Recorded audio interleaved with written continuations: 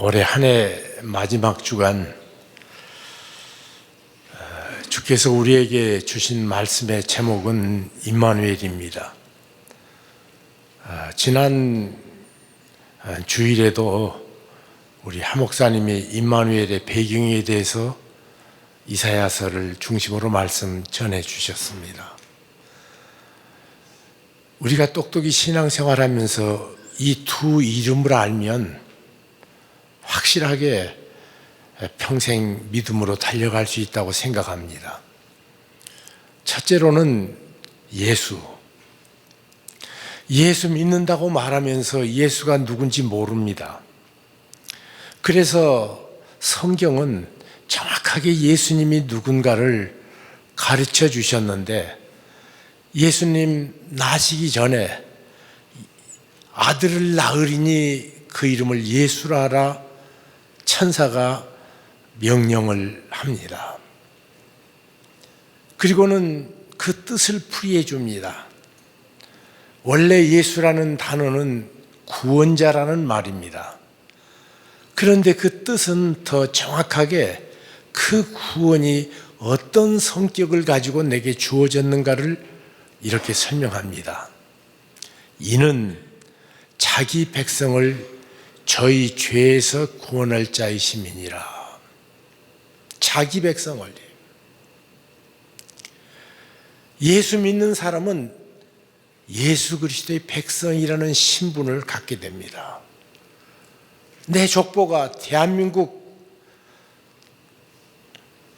백성으로서 대한민국에 호적이 있고 주민등록증을 받고 이 세상을 산다면, 미국 사람들이 미국 시민권을 가지고 산다면, 예수 그분을 믿는 사람은 예수 그리스도의 백성으로 이 세상에 삽니다.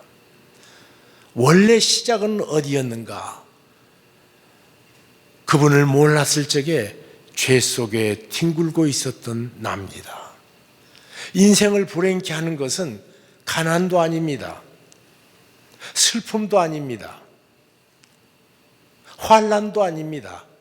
그것이 힘들 수도 있고, 그리고 그것이 불편할 수도 있지만 그것이 인생을 불행케 하지 못합니다. 인생을 불행케 하는 가장 무서운 원인은 죄입니다. 죄가 들어오면 마음에 엄청난 불안을 갖습니다. 죄가 그 가정에 들어오면 가정이 깨집니다. 죄가 그 나라를 지배하면 그 나라는 모두들 불행해집니다. 사람들은 죄를 가까이 가기 싫어합니다. 그렇지만 놀라운 사실은 모든 사람이 죄를 범했지만 그처럼 싫은 죄를 따지면 내 속에 무섭게 웅크르고 있는 원흉을 우리들은 만납니다. 그 이름이 죄입니다. 몸을 죄에서 벗어나기 위해서 몸부림칩니다. 늪에 빠진 사람이 아무리 허우적대도 허우적된 만큼 깊이 빠져버리는데, 그 죄악 침창에서 밖에서 밧줄을 던지든지 통나무를 내게 던져서 나올 수 있게 해주고 손을 이끌어줘야 그 늪에서 빠져나올 수 있는 것과 같이 구세주를 우리 하나님께서는 우리 위해 예비하셨습니다. 구약 전체는 내가 너희를 위해서 구원자 보낸다. 예수라는 이름의 뜻이 구원자입니다. 어디서 구원했다고요? 나를 불행케 한 그 죄에서 구원해 주신 우리 주 예수 그리스도, 그 이름 예수입니다. 그냥 우리는 예수 하면서도 예수의 진정한 뜻 모르고 내가 예수 믿는다 그러면서 예수님에 대해서 아무런 생각이 없이 우리들이 살 때가 많습니다. 예수, 자기 백성을 저희 죄에서 구원할 자. 그러니까 내게 있는 축복은 죄가 해결됐고 구원자로서 살고 하나님의 백성으로 사는 시작을 우리는 예수라는 이름 속에서 삽니다. 이것은 구약에 이미 설계된 하나님의 구원 계획입니다.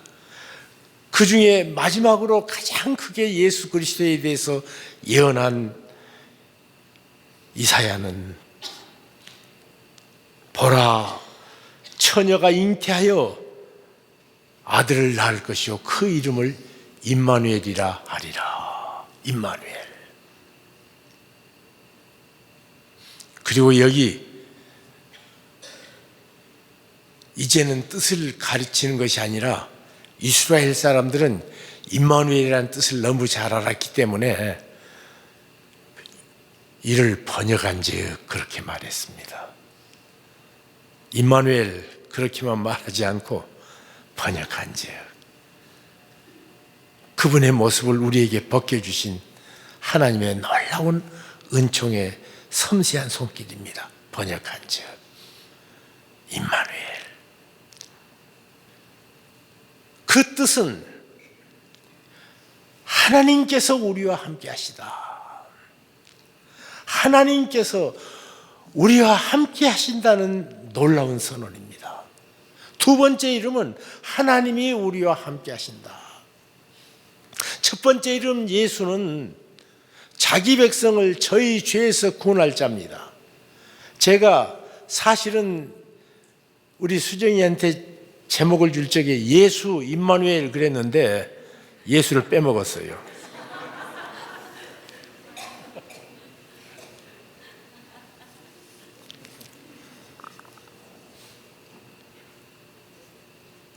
예수 이름 속에 구원자고, 구원 한번 해주고 떠나면 연약한 인간이 어떻게 이 세상 삽니까? 임마누엘이다. 하나님께서 우리와 함께 하신다. 구원으로 끝내지 아니하시고 끝까지 함께 하시는 하나님. 여러분, 우리와 함께 하신 하나님, 함께 하신다는 말의 뜻은 첫째로는 그의 한없는 겸손을 봅니다. 그분이 나를 찾아오셨습니다. 내가 그분께 나가지 않았습니다. 그분이 계셨던 그 영광의 자리, 하나님과 함께 있었던, 영원부터 있었던 그 자리를 벗어나서 뚜벅뚜벅 우리에게 걸어오신 주님. 그것을 사도 바울은 빌립보서 2장 5절에 이렇게 말씀하십니다. 너희 안에 이 마음을 품으라. 곧 그리스도 예수의 마음이니 그는 근본 하나님의 본체이시나 하나님이셨단 말이에요. 본체라는 말은 똑같은 동질의 권위와 동질의 모든 것을 함께 가진 자, 이런 뜻입니다. 하나님이셨습니다. 그런데 그가 하나님과 동등됨을 취할 것으로 여기지 아니하시고 종의 형체를 가졌다고 말합니다. 하나님보다 한 등급 내려앉으셨습니다. 그런데 그냥 종 중에도 여러 종이 있습니다. 사람의 모양으로 나타나셨음에, 천사도 있거든요. 천사처럼 살짝 내려오는 것이 아니라 사람의 모양으로 나타내셨음에, 종이니까 낮아지셨으니까 복종해야 합니다. 복종하시되 그랬습니다. 어느 정도 복종하셨는가? 죽기까지 복종하셨습니다. 그냥 죽으셨는가? 아닙니다. 십자가에 죽으셨습니다. 한없이 낮아짐. 제가 인생 살아가면서 가장 어려운 것은요, 제 속에 있는 교만입니다. 조그만한 틈만 있으면 모가지가 올라오고 뻣뻣해지려고 듭니다. 이번에 김정호라는 초선 국회의원이 자기에게 신분을 확인하는 증서를 내밀으라고 그러니까 호통쳐가지고 전 국민의 눈살을 찌푸리게 했습니다. 내가 누군데? 꼭 사람들이 술 먹어놓으면요, 내가 누군 줄 알아, 그 말부터 시작해요. 이 교만은 정말 내게 있어서 햇빛 비치면 그림자가 따르는 것처럼 늘 나를 따라다닙니다. 내가 다른 사람보다 손가락이 예쁘다고 교만하고요, 내가 조금 키가 크다고 교만하고요, 내가 좀 예쁘다고 교만하고요, 내가 젊다고 교만하고요, 내가 조금 더 좋은 브로치 가졌다고 교만하고요, 내가 명품 마프라 목에 둘렀다고 교만하고요. 틈만 있으면 이 교만이 어떻게 내 속에서 치밀어 올라오는지. 신앙생활하면서도 이 교만은 꼭 따라다닙니다. 내가 남보다 기도 많이 한다고 교만하고, 남보다 성경 좀 더 읽었다고 교만하고, 내가 신학 지식 조금 더 안다고 교만하고, 내가 봉사 좀 많이 했다고 교만하고, 그러다가 나중에 교만할 것이 없으면 내가 교만하지 않다고 교만하고.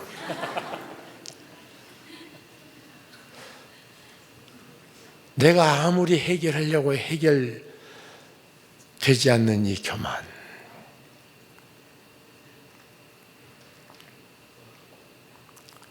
그런데 주님께서 우리에게 찾아오신 것은 한없는 겸손입니다.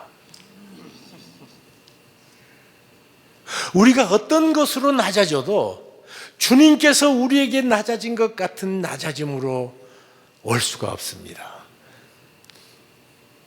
하나님의 사람 다윗은 노래하기를 내가 하나님 앞에 벌어지라고 말합니다. 야곱은 하나님 앞에 지렁이 같다고 늘 생각했던 것 같아요. 그것도 하나님께서 우리에게 이 땅에 오신 예수 그리스도에 비교하면 낮아진 것도 아니라는 말이에요. 내가 아무 값어치 없는 미세먼지로 낮아졌다 한들 창조주가 피조물로 내려온 이 엄청난 괴를 뛰어넘고 내려오신 이 낮아짐은 비교가 되지 않습니다. 한없이 낮게 찾아오시되 그가 태어날 적부터 태어날 장소가 없어서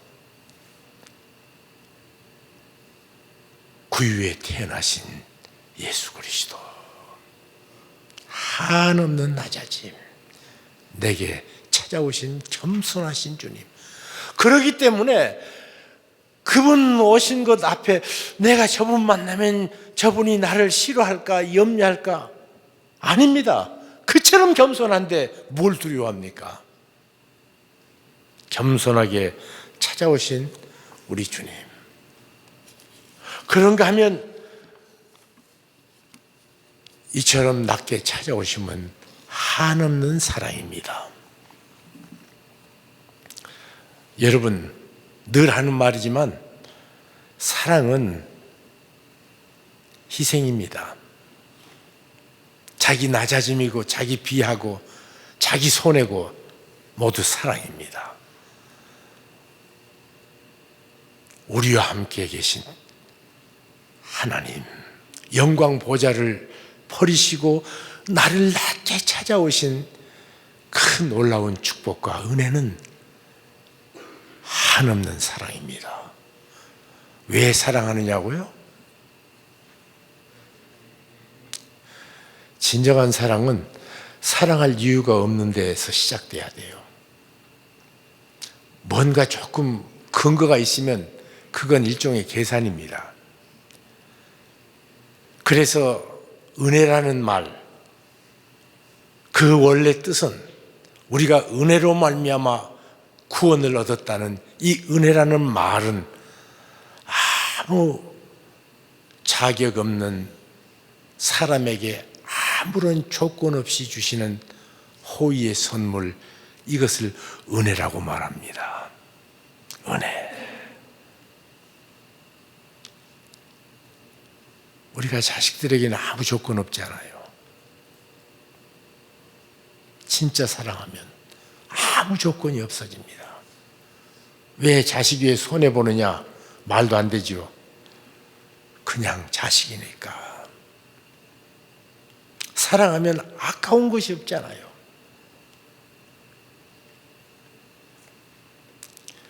그처럼 놀라운 사랑. 주께서 영광의 보좌를 버리시고 이 땅에 내려오심은 다른 것이 아니라 한없는 사랑이었습니다.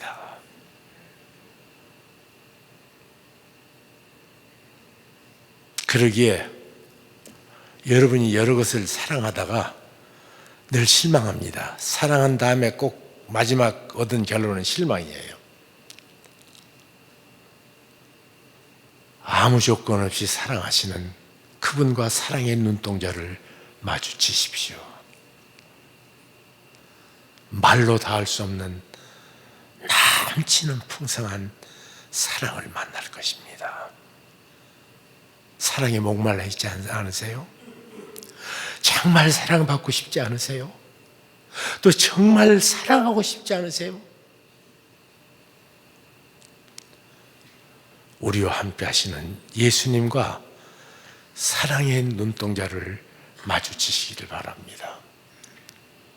세 번째로, 우리와 함께 하시는 하나님이 함께 한다는 말씀 속에는 우리의 생의 모든 전 기간에 내 곁에 있다는 말입니다. 아니, 기쁜 때는 그 말이 사실인 것 같은데 슬플 때는 어떡합니까? 또 고통스럽고 힘들 때는 어떻게 합니까? 우리가 질문할 수 있습니다. 여러분,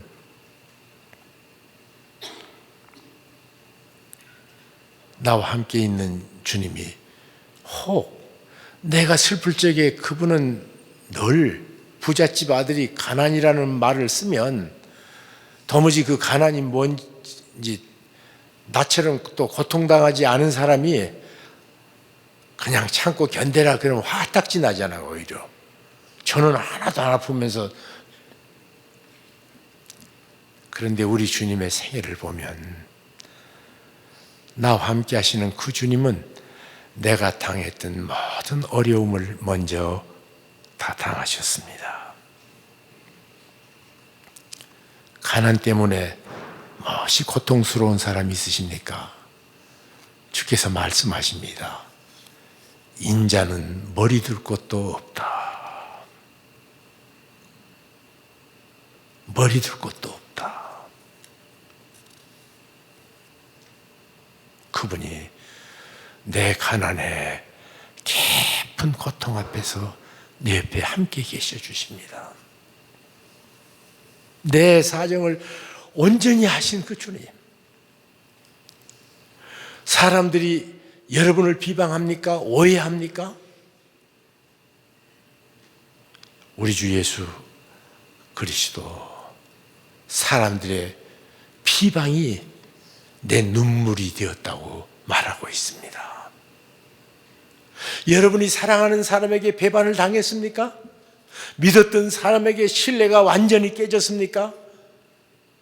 주께서는 3년이나 자기 생애를 쏟아서 키웠던 제자에게 버림당하셨습니다. 목마를 때 있으셨습니까? 수가성을 지났던 예수 그리스도께서는 그 목마름을 해결하기 위해서 우물가에 당시에 서로 교통하지 않는 사마리아 여인에게 물을 달라고 말씀하셨습니다. 여러분이 몹시 육체가 피곤합니까? 노한 풍랑이 배를 내치는데도 얼마나 피곤했든지 뱃고물에 머리를 대고 주무시는 예수 그리스도의 피곤, 내가 당한 모든 피곤에 앞서가시는 우리 주 예수 그리스도.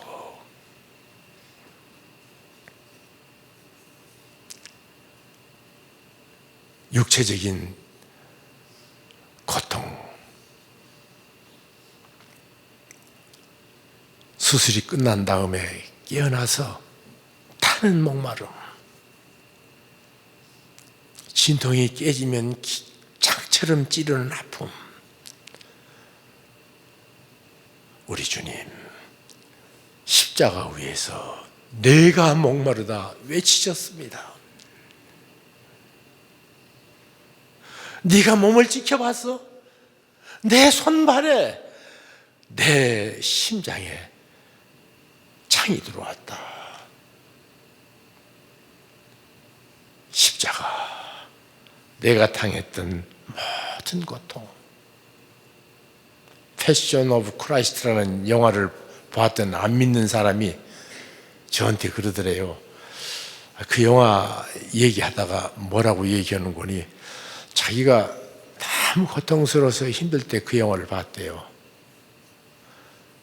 예수님께서 골고다 올라가시고 십자가 지시는 모든 전 과정을 보니까 십자가에서 예수님이 다 일그러진 얼굴로 너 그래도 아프다고 말할래 그러시더래요.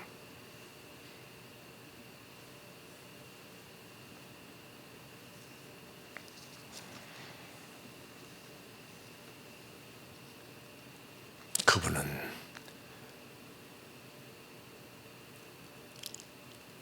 머리에는 가시관을, 손과 발에는 대못을 박으시고,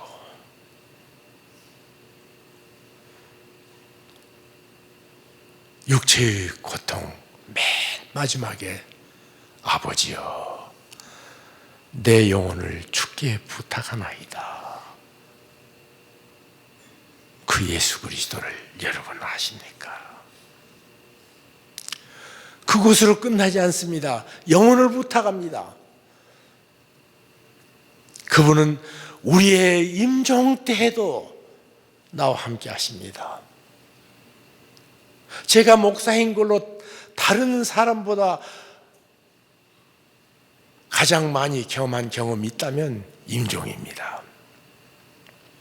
의사는 환자 수술 다 해놓고 손을 씻습니다. 나는 사람으로 할 것 다 했습니다. 더 이상 할 것 없습니다. 그때부터 목사 일이에요. 그 다음 일은. 그 여러 임종을 보는데 그 임종 속에서도 그리스도가 주는 함께 하시는 평안.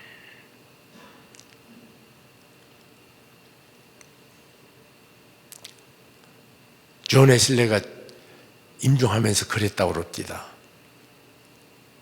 주님, 아무것도 이제 보이지 않습니다.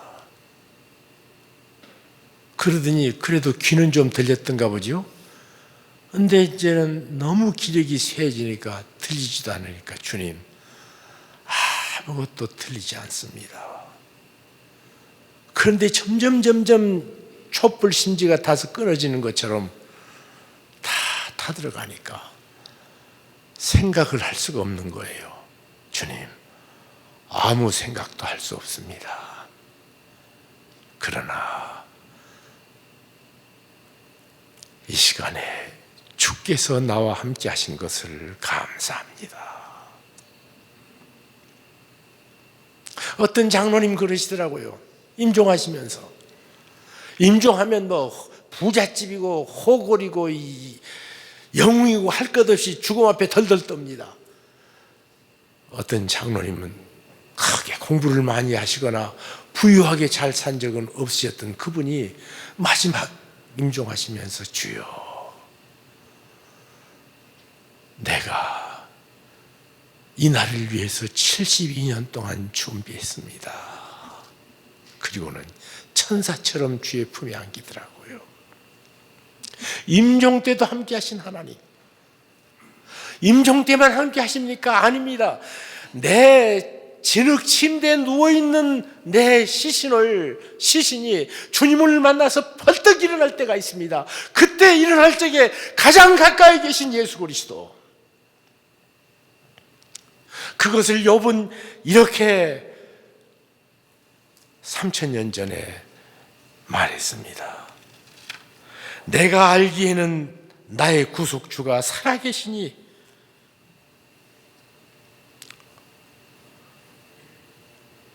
후일에 그가 땅 위에 서실 것이라. 나의 가죽 이것이 썩어질 때 내가 육체 밖에서 나의 하나님을 만나리라. 믿음의 사람들의 고백이었습니다. 임종뿐만 아니라 영원까지 함께 하신 하나님, 나와 함께 하신 하나님, 그 이름 임마누엘입니다. 그러면 이 말씀 구체적으로 내가 어떻게 적용할 수 있습니까?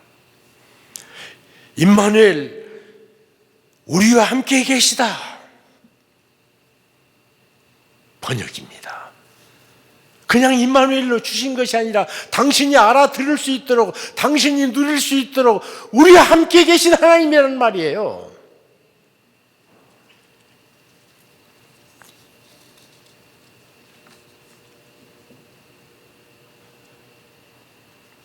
이것이 사실입니까? 영광의 보좌를 버리고 이 땅에 오셔서 손과 발에 못 박히고 심장에 창을 받으신 그 흉터가 있으신 예수 그리스도,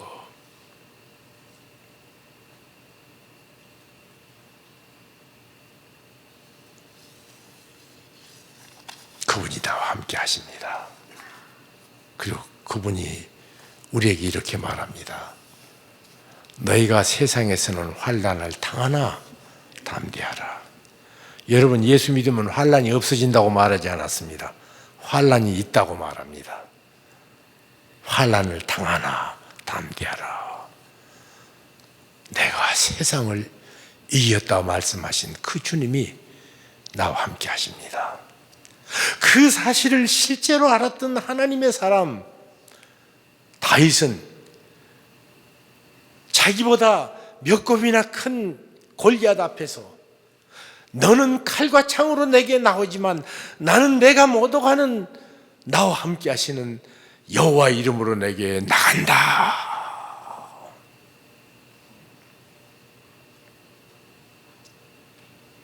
뒤에는 애굽의 대군이 물밀듯 밀어오고 있고 앞에는 홍해가 넘실거리고 삼키려고 입을 벌리고 있는 그 정황에서 모든 이스라엘은 절망했습니다.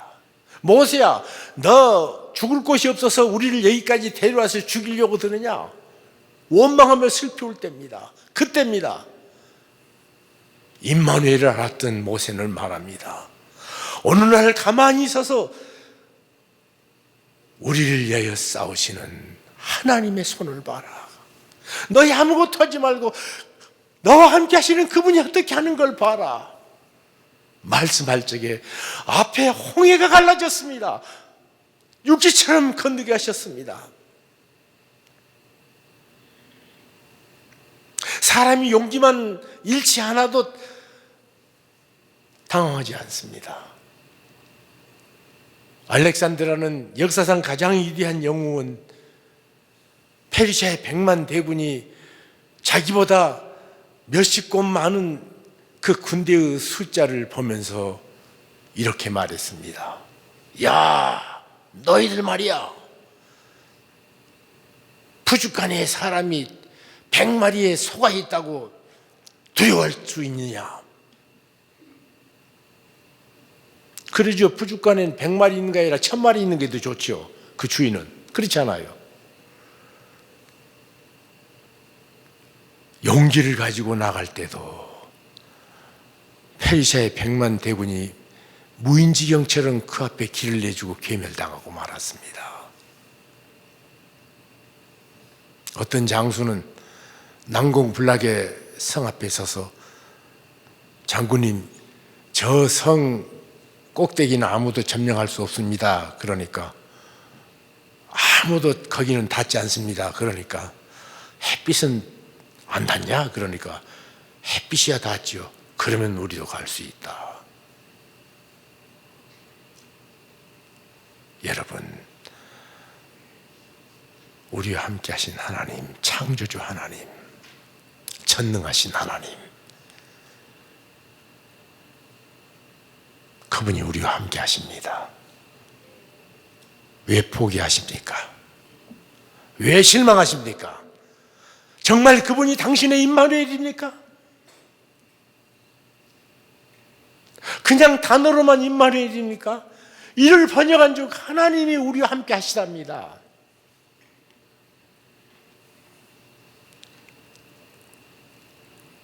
제 생애에도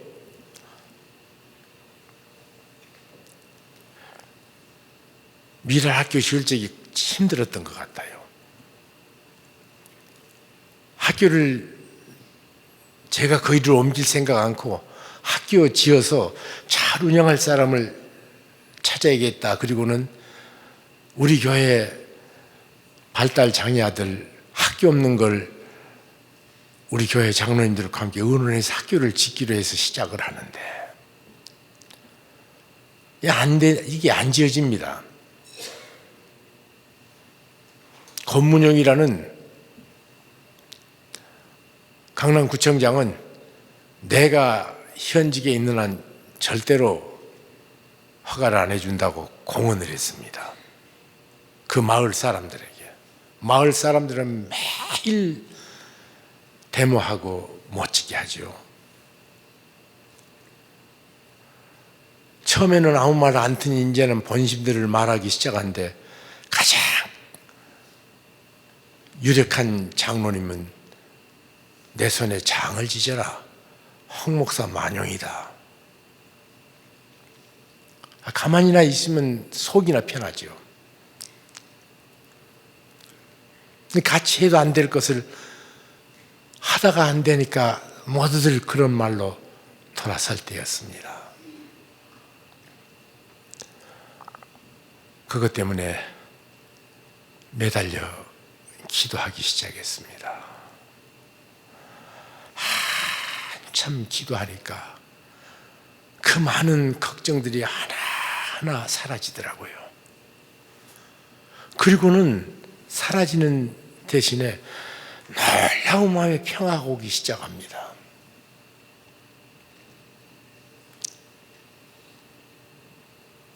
그리고 그 평화 다음에 하나님께서는 한 생각을 주셨습니다.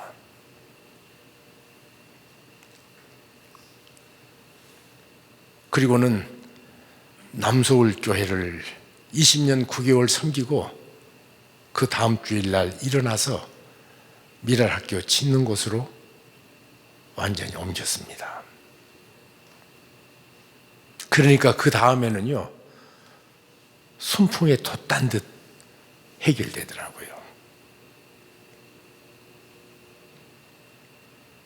주님과 눈을 맞추기 시작할 때 주님이 곁에 계신다는 사실을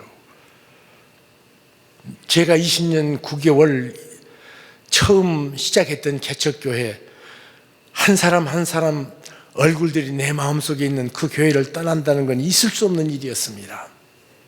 그렇지만 주님의 시선이 더 커지니까 주님의 요구를 보기 시작하자 아무 말 않고 아무런 조건 없이 박차고 일어났습니다. 그 다음부터 그분이 행하시더라고요. 그래서 미랄학교 지은 것은요, 주께서 어떻게 한국의 장애인 역사를 바꿔놓으셨는가 하는 스토리입니다. 사실 미랄학교 지어진 것은 제가 요 2주간에 앞도 뒤도 어떻게 가눌 수 없도록 마치 삼각 파도에 갇혀버린 배처럼 도무지 어찌할 수 없는 환경 하나를 딱 맞이했습니다.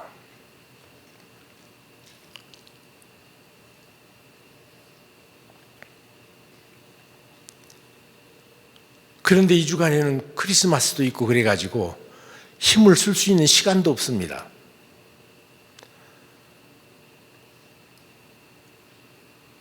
인간적으로 모든 가능성은 다 끝났습니다.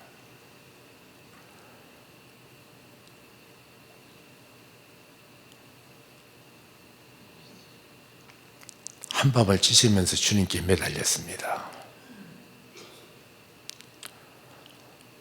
지금까지 이 나이 될 때까지 쉴 수 없이 일하게 하셨는데 주님, 1918년 마지막을 실패로 끝내시겠습니까?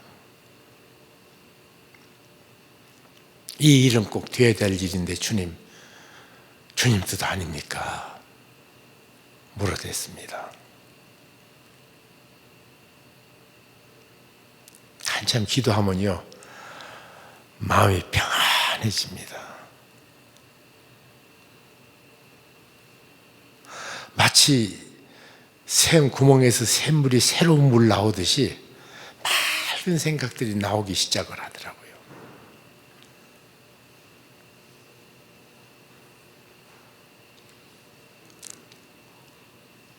그래서 사실은 내일 하루밖에 시간이 없는데 그 일이 최선으로 해결이 됐습니다. 할렐루야.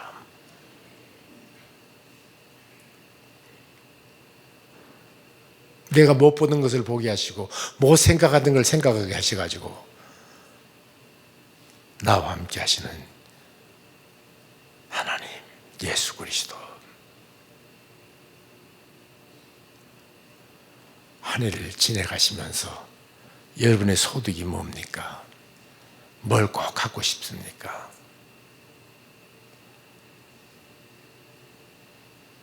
가장 귀중한 두 이름, 예수.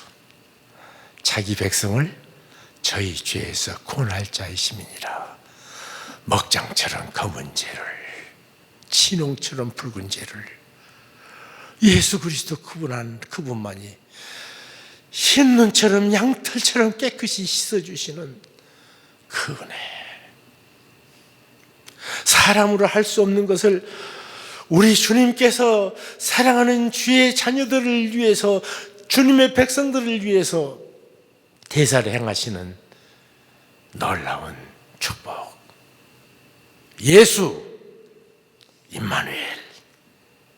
번역한 즉, 번역했으니까 이제 당신 언어예요. 당신 언어. 임마누엘, 그럼 무슨 말인지 모르지 않아요. 그 번역한 즉이에요. 하나님이 우리와 함께 하시다. 따라하십시다. 하나님이 우리와 함께 하시다. 하나님이 우리와 함께 하신다. 할렐루야. 기도하겠습니다.